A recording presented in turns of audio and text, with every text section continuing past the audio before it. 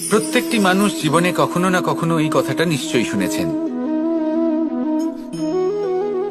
যে ভাগ্যের থেকে বেশি আর সময়ের পূর্বে কিছুই পাওয়া যায় না।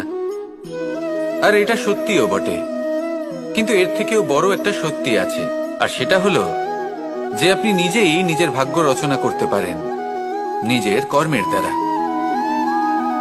যেমন ধরুন, যদি আপনার ভাগ্যে কোনো জিনিস না থাকে তাহলে সেটা এসেও চলে যাবে, আর যদি ভাগ্যে কিছু থাকে তাহলে তা নিজেই আসবে যদি আপনি সেই কর্ম করেন। যেমন ধরুন পাণ্ডবরা, ওনাদের জীবন কি ছিল, ওনাদের সাথে কি হয়েছিল? ওনাদের পিতা বনবাসী হয়েছিলেন, অকাল মৃত্যু লাভ করেছিলেন।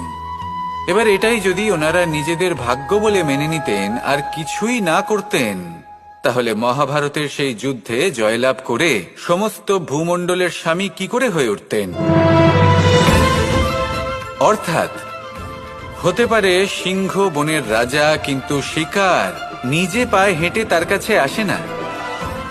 সেই ভোজন লাভ করার জন্য সিংহকে কর্ম করতেই হয়।